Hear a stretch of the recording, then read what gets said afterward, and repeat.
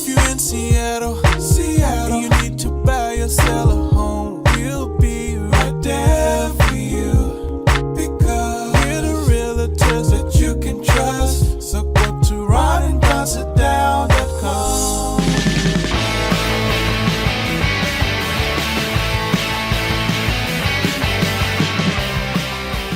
You're listening to The Ron and Don Show on the Ron and Don Radio Network. Hey, you guys, what's going on? And welcome to another edition of the Ron and Don Show. And we are back live in the Let's Swap studio. What is up, Ron and Don Nation? Hey, coming up on the Ron and Don Show, we got to talk about the cancellation of Jimmy Kimmel. Has he been canceled or has he been canceled? Also, we got to talk about teachers. Yeah, we're going to talk about teachers. We're talking about teachers who say that kids in their classrooms can no longer do certain things. And I have to say, my son must be in their classroom. All right, let's hear about that. I have an idea of what that might be. Oh, my gosh. Before we get to that, though, let's get to this. Let's talk about the 12. So this Sunday, the Saints are coming to town. I'm going to take my son. We're going to go to the game. So I'm going to do all our open houses on Saturday. Ron's going to do them on Sunday. And I have a question. Have you been to a game lately? Because I think this whole 12s thing, the 12s, has become a super farce, just a super farce. Have you been to a game of late? I've not been to an NFL game. We've talked a little bit about this before. I've not been to a game in a while. I actually like that the Seattle sports fans are a bit fickle. Oh, you do? I like it in the way of I don't think that the region no longer supports the team. That's not what I'm saying. But with the amount of money and the amount of effort required to go see a game in person, I don't mind that they say, show us a good product and we will attend the game. Mm-hmm. Doesn't matter if it was the Mariners, if it's when the Supersonics were in town, when it's the football team. If you put a good product on the field, Kraken, Storm, then Huskies. Fans show up. Yeah. When you put a crappy product on the field, like this last weekend, is there a better place on planet Earth than last weekend in the Pacific Northwest? Beautiful weather. It's a high 70s, not a cloud in the sky. If you are into hiking or boating or walking on the beach or the Alps. No, hang on. You said, is there a more beautiful place? I thought we were playing a game. Okay.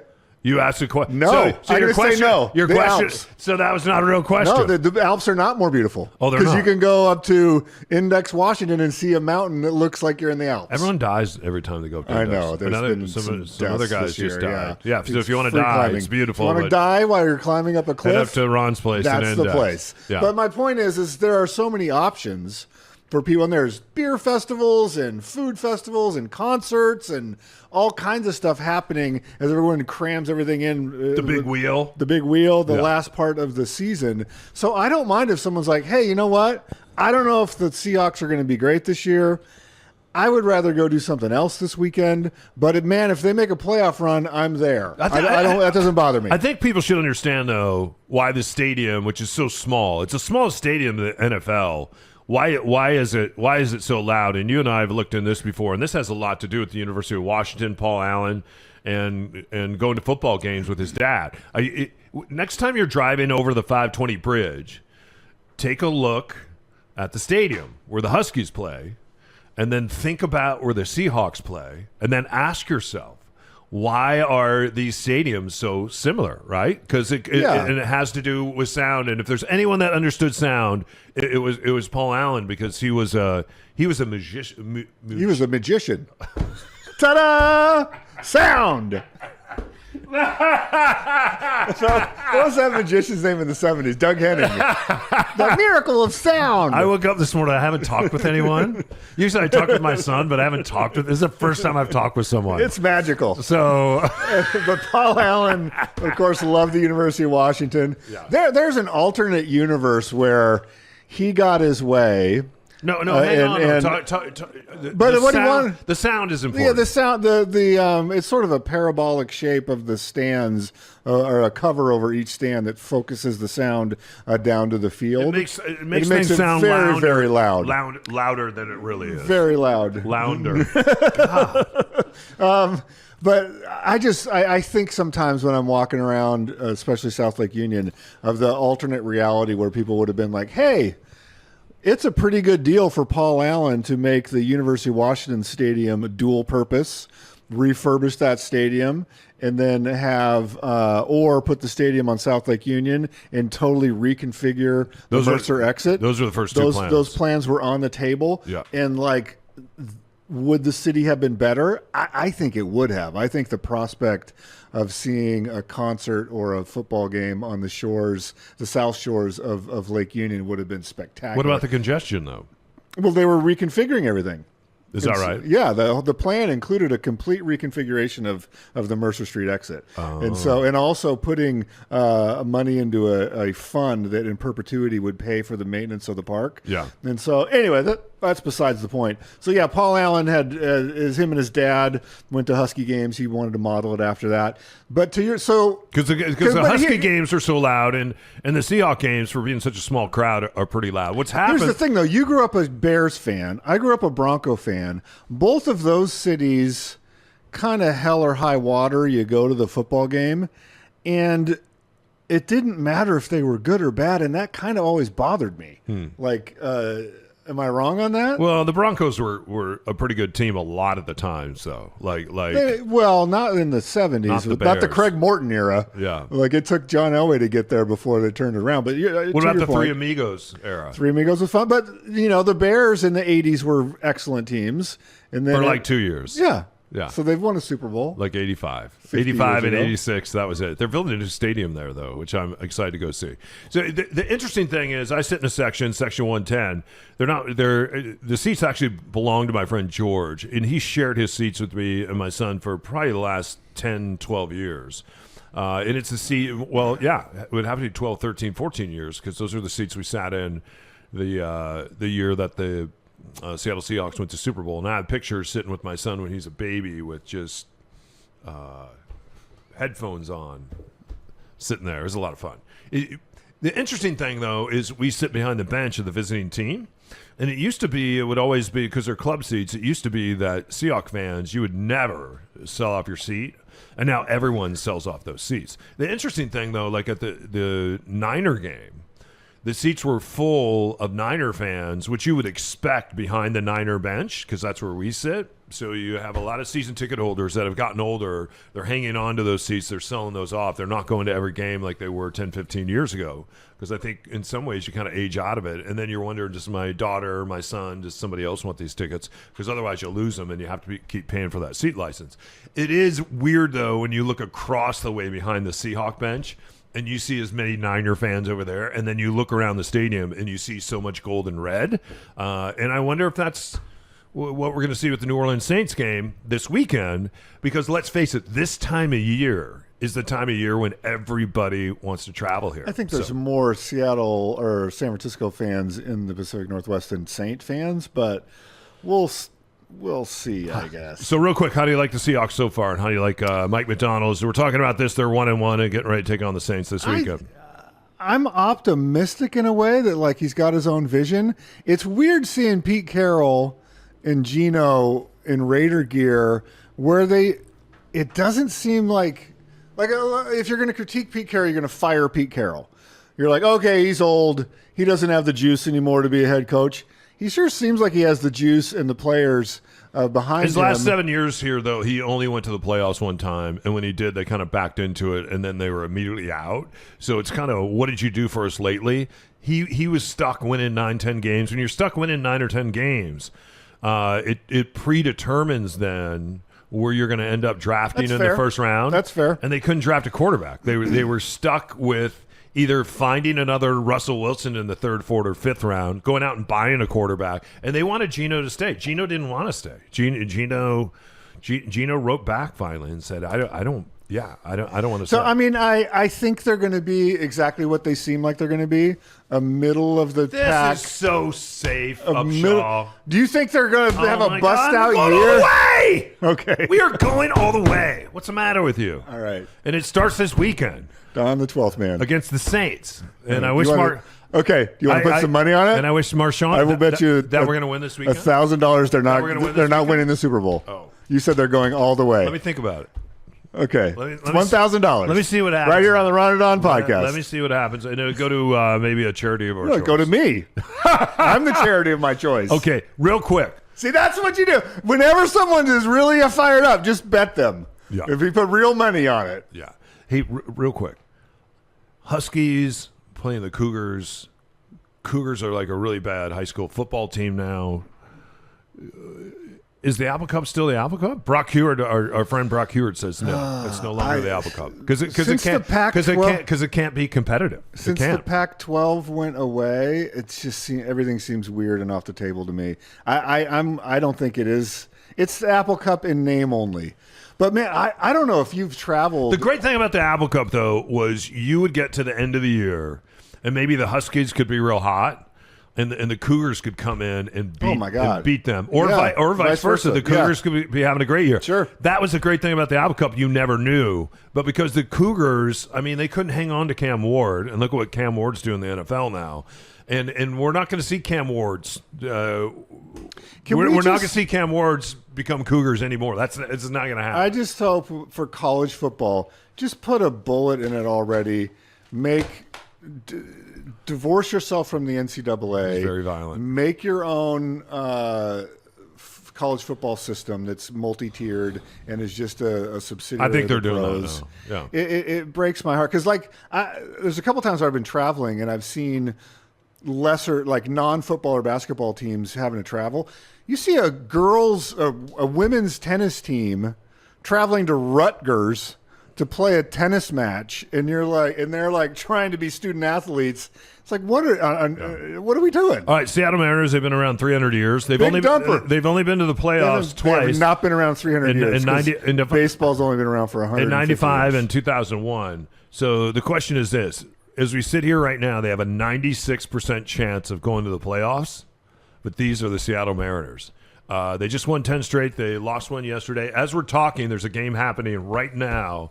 And the next series after this, they're going to go play the Astros. Your thoughts on the Mariners going to the playoffs and deep in the playoffs? What are your thoughts? My biggest thing with the Mariners is the big dumper. That's all I care about. You just like saying big dumper. I want to see Cal Raleigh. I like saying big dumper. Who I knew he was on the squad at the beginning of the year, but I had no idea of how good he is. My son and I saw like these national broadcast crew doing something on the big dumper the other day, and we're like, say big dumper! He's the dumper! And they didn't know he was the dumper. He's the big we're dumper. Screaming at the TV. You got to do the big dumper. Acknowledge that he's the big dumper. He is the big dumper. Yeah. The fact that he just passed Mickey Mantle as the greatest switch hitter of all time in a season. He passed Johnny Bench as the most prolific hitting catcher of all time. He's won the Platinum Glove, which I didn't even know was a thing until Cal Raleigh. So he's won the Platinum Glove as a defensive player. And now he's sitting on the precipice of eclipsing Ken Griffey Jr. And Ken, I don't know if you've seen, he's done a lot of podcasts recently. He's been super gracious. He has to be. Ken, but he doesn't have a choice. He understands how special this is. I think if anyone, that can watch a guy swing going from both sides of it. Ken Griffey Jr., I think, realizes that these records are made to be broken. The fact that Cal Raleigh's story to me is incredible. Mickey Mantle played in like the 50s. Ken Griffey Jr. does it right. He flies his own plane. He just flies into Seattle at any time he wants. He's one of the Mariners. They have a name for him. He has a big dumper too. He could have been the original big dumper. Am I wrong? All right, we'll leave it right there. See you in a minute.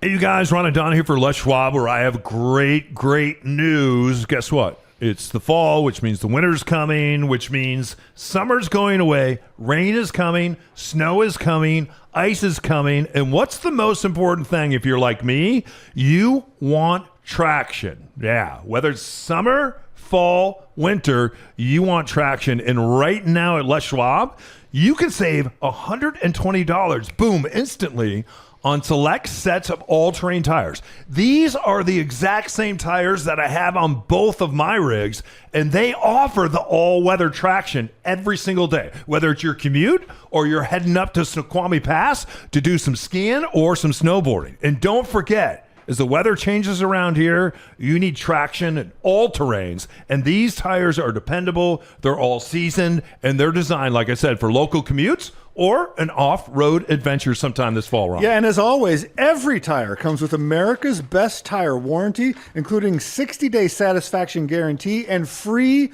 road hazard protection. That is incredible. Just another way you get more from less. Stop by your neighborhood Les Schwab or learn more at leschwab.com. That's leschwab.com. Limited time offer while supplies last. See leschwab.com/sale for details. If you find yourself dreaming about a new home, go from just a dream to the dream team. Schedule your time at ronanddonsitdown.com. All right, you guys, welcome back to the Ron and Don Show. Don't forget, if you need us, just reach out. We're going to talk about Jimmy Kimmel, actually, in our next podcast. So this is the Monday podcast, and the Wednesday podcast, we're going to talk about the cancellation, so we don't run out of time here. I want to get your thoughts, though. You said some pretty interesting things last week when we were talking about Charlie Kirk. Some of those things I put online, and I wrote something about it, and then I placed it out online, and it went completely viral. Like hundreds of thousands of people have looked at a clip that you and I did last week when we were talking about Did Charlie they make Kirk. fun of my hoodie? No. Okay, good. What are you? Any reaction to it? I actually went back and I listened to the episode yesterday. I had a number of friends reach out to me and say, hey, that's one of the best episodes that you guys ever did. And I really thought what Ron had to say and you had to say about it was very interesting, and I haven't heard anyone say. What number would the Charlie Kirk interview be, Matt, if It's probably if somebody wanted to go back? Please stand by. 909 or something like that. Yeah. I put that clip up as well and had some good conversation online. I think the thing that I'm realizing is that, and again, I listened to a lot of commentators, read a lot of stories. The interesting thing is I listened to an interview with Ben Shapiro, Yep. who I disagree with almost entirely. I disagree with almost everything Charlie Kirk believed in. Ben Shapiro, before he's Ben Shapiro, used to work in our newsroom at Cairo, Yeah. and he was on The Truth, and he'd fly up from California. Right. It was really weird. He would come in. He wore a trench coat when it was raining, but then he'd wear a trench coat when it wasn't raining. And he would not talk to anybody. Would not talk to not acknowledge anyone. anybody. He was very Dave Ross. He would come in, not speak with anyone, and then you'd turn the microphone on, and all so of a sudden, I had just the a- extrovert in him would come out. A visceral dislike of him because of the personal interactions and the political interactions. Matt, do you have that episode number? I do, Ron. It's 911. 911. 911. There. So go back and listen to 9/11. And so I didn't want to like what he said, but I was listening to an interview with him. And I was like, okay, like he's making some reasonable points here. And one of those is if you've gone down the rabbit hole of identifying left or right, if that's part of the way that you picture yourself. I lean left, I lean right. I'm affiliated with this movement or this policy or that policy. Once you do that, and I'm loosely paraphrasing. Or you say here, I'm MAGA, or you say I'm progressive, I'm MAGA, or you say I'm a libtard, correct. whatever that is. Once you identify with that, the way in which every story is filtered to you is entirely different and custom. On the internet. Well, not just on the internet, in real life too. So depending on the echo chamber that you're in. And so you can, and this interviewer was going back and forth on specific topics, and you'd go like, oh, the way he's framing this is completely opposite of what I believe, but it's a reasonable interpretation. Like the way you framed this issue, whether it's the economy or tariffs or Trump or whoever, it's like, it makes sense. I don't agree with it, but it makes sense. And so I think when it came to Charlie Kirk, if you were in the circle that I'm in, you were aware of him, but not really a disciple, never really watched an entire, like you'd watch a clip here or there, or you'd see a headline here or there. You were aware of Turning Point, or you might have seen, just it's a peripheral story. Like it's way out on the peripheral, and you're like, yeah, that's that young guy that, does rallies. If you were on the right and you identified with that, you were really immersed with him. And again, I just want to reemphasize, because that clip of me now is going around and being watched by a lot of people. I disagree with almost everything he believes in. and everything he espoused. And when he talked philosophically, I disagreed. But again, I tried to make the point of, for a lot of Americans, he was out there doing the work. And they were cheerleaders for, I want this movement to succeed, and so I'm going to support this thing. And maybe there was a finger on the scale in a way of, like, once his team got into power, like you see J.D. Vance filling in for him. The current vice president of the United States From the White House. doing a podcast, basically, is unheard of. And the president of the United States, like, wanting to put things on flags at half mast. I believe his body was transported in Air Force Two. Like, there was a lot of state sponsorship of this guy in a way for someone that was not elected. I disagree with all of that. But I want to be open-minded enough to go, okay, there's a reality out there that is different than mine that makes sense to people. And I know you hate when I do this, but it goes back to me to playing a lot of poker a few years ago. Whatever your opponent does makes sense to them. The fact that it doesn't make sense to you is besides the point. They could win a lot of money. You're like, I don't know what he's doing. That was a horrible play. Why is he doing that? This guy's an idiot. But their strategy makes sense to them. I go through this when I play I'm Sorry with my son. Yeah. Their strategy makes sense. Very similar. So you can either condemn their strategy or you can go, okay, what can I learn anything from their strategy?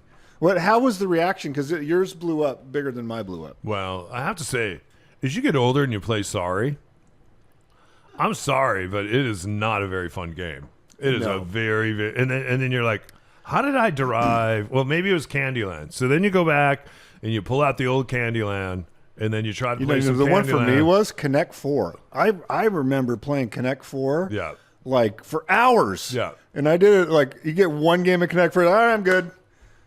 I've connected 4. Same with sinking the battleship, and then even when you got batteries and you could get the electronic battleship, not as fun as you think it but you remember it being super fun. Right. When you were a kid, you're like, oh my gosh, I got to play Sorry and Candyland. I had that and Connect ColecoVision 4. football that was a red dot you ran around.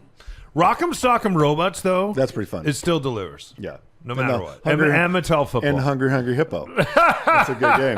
What's the response been to the Charlie Kirk stuff on your socials? I think people are looking for middle ground. Like, I think they are looking to be able to say, hey, he shouldn't have been shot. What happened to him was horrendous. Leaving behind not only his wife and his 2 kids, but for them to be there for that. Like, they didn't go to a lot of his rallies, but they were there. And then for social media to play, and I still haven't seen it and don't want to see it. I don't want to see it either. But for social media to play his murder and assassination over and over and over again, and then to pivot and immediately blame it on the mainstream media. On purpose, I went to all the mainstream media websites to see if I could see him getting shot. And right when he got shot, they all said, we're gonna cut it off right here. And they all did. So a lot of what people are seeing, and a lot of people that are being siloed, it's through, and you just made the point, it's through their social media. There's a guy named, I think his name is Dean, I think it's like Dean Blather, something like, he's a 21-year-old left-leaning Charlie Kirk. He's brilliant. I think I might have seen this kid. He is brilliant. They say that he's somewhere on the spectrum. I don't know if he is or not, but when you hear him speak and you hear him argue, and he just takes phone calls from people, phone calls after phone calls. And then he would show up at Charlie Kirk rallies, and you'd have to go stand in line, and you'd have to say, hey, I'm here to talk to Charlie. And a lot of times they would put him to the front of the line, and they'd bring him out, and he and Charlie would talk, because they were it was such good entertainment. It's very entertaining to watch him. As soon as I watched him, not only did he show up in my feed, but influencer after influencer after influencer from the right and left kept showing up in my feed. And finally, I had to block him, and then it blocked everything that was piling into my feed, because it's usually football stuff. But it was all this stuff about Charlie Kirk, and it's all this stuff about people that are on the left as well. And I went, wow, what if I was a 16, 17, 18-year-old kid and I didn't know how to turn off this spigot? I've done that a couple of times. You can see how people get extreme. And it seems like this 22-year-old kid in Utah, it seems like that's what happened to him. It seems like he went out online, and when you're that age, your frontal lobes still aren't connected when you're 22. They fully connect when you're 25. And all of a sudden you have all this new information coming in from people that seem to, they do influence you. And you have to know how to turn that off. And I don't know that we all know how to do that. So Dean Withers? Dean Withers, yeah, I'm sorry. Yeah. Have you listened to him at all? No.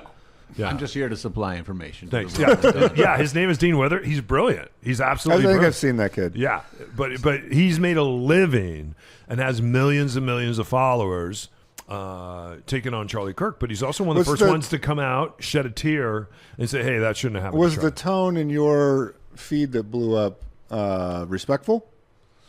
Very much so. And I think most of what people do on social media is they find something that somebody else said that they wish they would have said themselves, or somebody else wrote, or a meme that someone created. And then This with an arrow. This. Yeah, and this. I ask people when I write stuff not to copy and paste it. Don't copy and paste. If you want to say something about it, then write your own thing. Don't copy and paste, which is a horrible... influencers aren't supposed to do that. You're supposed to want to get copied and pasted, get your stuff out in the world. Are you an influencer now? They say Facebook says Yeah, that I am, it says but I you am also too. look and there's sometimes people that have 148 followers and they're called a creator and an influencer. Verified account. Yeah.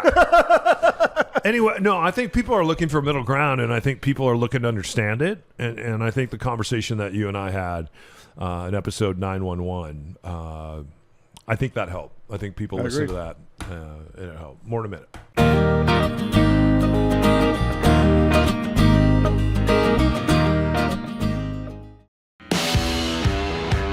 Ron and Don, from radio to real estate. When you're ready to grab a cup of coffee and sit down with the guys, go to ronanddonsitdown.com. All right, you guys, back to the Ron and Don Show. We picked on the 12s, and now it's time to pick on kids. Are you ready for this? Yes, I like when we pick on kids. Reddit posts. I love Reddit posts. Don't you love Reddit posts? I like them when they're repackaged, so I don't have to scroll through all of Reddit. Okay. Reddit post says many kids cannot do basic things anymore. It got 23,000 upvotes. That's the same as likes. A teacher said that they've been in the job since 2011, and then in that time they've seen a decline in independence and overall capability in many of today's kids. Here come the examples. Number one, kids can't tie their shoes. Really? Yeah, according to Clark Shoes, most children should be ready to tie shoes by the time they're 5 and 6. Teachers say some kids who are considered smart, they can't even unravel or tie their shoes. And if you ask them if they're working on it at home when they're 5, 6, 7, 8 years old with a parent, they just kind of look at you and like, what are you talking about? So I think at our age, though, didn't our parents get around this by getting us Velcro shoes? I remember getting Velcro shoes. And I also remember when my son was young, when a baby's a baby, they don't want to wear shoes. So when Right. you go out and you buy the little cute Nikes or Jordans or whatever, they have no interest in No, I that. remember learning how to tie. Well, I had a big sister and a big brother, so like they would drill with me on the tying of the shoes. And I was never into Velcro shoes. I'm curious if cursive comes up on this or writing, because Analog clock. that was the big one for me of like learning let's see. learning the writing skills. Other things, teachers say some kids who are considered smart cannot unravel headphones or fix inside-out arms of a sweater. What age group were we talking about I here? still can't do like that. first grade? This is anywhere between 5 and 12. Many kids have never had to peel fruit. Okay. Everything is cut up for them. We had apples donated. Many didn't know what to do with a whole apple. That's interesting. Because their fruit's always cut up in slices for them. Another teacher of a middle school, so those are kids 11 to 14, said in the past 11 years, they've noticed a decline in the capability among students who can't read a clock. Yeah. That makes sense. Yeah. Can't find information on a Google slide, and they won't read or follow directions. I would say it used to be 10 to 20% said a teacher. It said now those problems exist with 80 to 90% of kids. Educators also noted a trend where more children seem too afraid to try in class. They don't want to fail. This is why encouraging kids to fail when it's safe is important, or won't take bigger risks as they get older. And then they went on to say that they cannot read kids writing, and most of them can't do cursive and don't even try anymore. Like when I do cursive and my son looks at it, number one, he can't read it. Number two, he's blown away by it. He thinks it's magic. Really? When he sees me do it, it's like, wow. And at the same time, his penmanship is very good, and he's very artistic in a way that I'm not, or I shouldn't say I'm not. I've never explored. But I do see this showing up in his life a lot, and because he doesn't have brothers or sisters, as a single parent, it is so much easier just to do it yourself. Even driving. It's like there's all this driving that we have to do now. I would just rather drive myself without him driving, or getting him to make his lunch, or even clear out his lunchbox, or even do things around the house and to be. It's hard to let stuff sit. Yeah. Well, and I don't have a kid, but when I was in Big Brothers, I clearly remember when it was around car stuff, I was flabbergasted that he didn't know what I thought were basic things. Yep. And then halfway through, I was like, oh, right. Like his dad skipped. No wonder he doesn't know where to find the dipstick in the oil. Like who would have taught him that? Yeah. And like no wonder he doesn't know where the brake pads are, because his dad's was out. So like some of this stuff makes sense if there's why should you learn how to write now? Something you're typing everything. Yeah, something I like Will Smith. I was reading one of his books, and this is before he started slapping people. But I was reading one of his books, and he was talking about his dad. And he said the cool thing about his dad, and he had a lot of negative things to say about his father. He said what his father believed, though, and I think about this a lot, is school starts for my kids when they get out of school. And he said my dad always made sure that he was teaching us stuff, showing us stuff. So I really try to I try to practice with my kid, and I think it's because I'm an older dad, to be in a world where I'm no longer in it and you have to survive. Gunnar, come over here. Let me show you how to slap a guy smaller than you. No, but like even making dinner, or teaching him to make eggs the other day, or how to make waffles, or just doing stuff in the kitchen, or how to be handy, how to use tools. We do that stuff quite a bit. With the car, we've had to go around and explain what disc brakes are and how we check the oil and do a lot of those things. They don't really have a lot of interest until they need it. The thing that I did know, like when he's missing something, he immediately gives up. And because he knows that I'll go and find it for him. And sometimes now when he gives up looking for, like he was looking for his football cleats the other day, and I knew right where he put them. And he was, if we were playing hot, cold, he was flaming hot. He's standing right next to his cleats. And he's like, Dad, I can't find my football cleats. And I'm like, and I was about to point him out, and I'm like, no. So he went upstairs. Even when I told him he was hot, you're red hot. He didn't even know how to play red hot. So I had to teach him hot. Red. My team is what? He's upstairs. Red hot. Right. My team is what? Red hot. And he's upstairs. My team is already ready. So team, I want to be stopped. We can't be stopped. Red hot. Yeah. Thank you. I think that's it. I think that's the show. Yeah. My kid said, Oh, Matt's not done. Matt's not done with the show. Matt Go off ahead, the Matt. mic. my kid said, sort of surprised me and also was touching. He was like, we were looking something up on the internet, and he was like, Dad, I just have to say, I'm really glad you taught me how to do Google search. And Do what? Google search. Oh. It's not like I taught him, but he's like, my friends get on there and they're like, what is the best way to, and he's like, you don't need all those words. Just type in the keywords and be done with it. Yeah. Wow. Anyway, Well, it's those you- little things you don't know you're teaching. You are a and scout you're leader. teaching. Yeah, in scouts you try to have them. Scouts do everything, and you think it's hard being a parent. Oh man, you just have to back off and watch it just fall apart. Yeah. It just falls apart, and then you're like, yeah, this is what they're. No badge for you. Yeah. Yeah, we were camping this summer. I'm like, do you want to build a teepee or do you want to build a log cabin? He's like, what? I said, we're going to build a fire. Do you want to build a teepee or a log cabin? I want to do what Mr. Ron does and just bring out a flamethrower. Light this thing on fire. Hey, you guys, thanks for listening to this episode of the Ron and Don Show. Finally, someone to talk to this morning. Yeah, thank you. Your Really do. vocabulary is improving. Yeah, and just each remember, segment. I just tell people that if your music teacher tells you to play Lunder, then even if it's Charlie Clark, Thank you. should do it. Appreciate it. How can people get in touch? Yeah, ronanddonsitdown.com. We're doing another sit down this week with someone saying, hey, I want to sell my house in 2026. Now's the time to do that. Also been closing on some folks that have bought properties. It's a great time to be a buyer, and it's exciting to see people get into their new spot. There you go, ronanddonsitdown.com. And then don't forget the show shows up hit subscribe on it. It'll just automatically land in your feed on Monday, Wednesday, Thursday, and then on the Friday show. And all throughout the fall and winter, we'll give you 4 shows a week because we are back, right, from the summer. Friday, we do a real estate only show. So if you're thinking about buying, selling, investing, it's kind of cool. We were on a house visit the other day out in West Seattle. The gentleman was a firefighter that was there that asked us to come out and see his house. And he started repeating stuff to us that he had heard on the real estate show. And everything that he was saying, I'm like, this is so smart. Who told you this? And he's like, I was listening to you guys. And I'm like, damn, we are smart. Unbelievable. RonandDonSitDown.com. Hey, I want to thank Matt and Grace. They were here all night long. In fact, I still see their sleeping bags over there working on the studio. So I want to thank them for that. Also, my son Gunnar is our station voice. Charlie the dog. He's Ron. I'm Don. We're the executive producers of the show. What does that mean? And the talent. Yeah. Oh, guess what? What? That's what. See what I did? Yeah. Gotcha.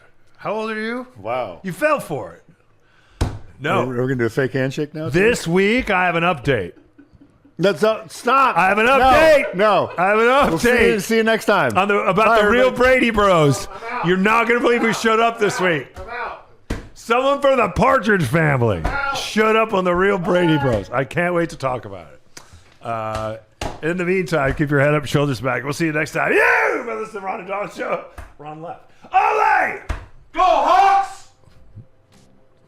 It's very loud. I wish it was loud like that at the stadium, but it's not because it's going to be all Saints fans. On the Ron and Don Radio Network. Well, that's it. Show's over. We'll see you next time on the Ron and Don Radio Network.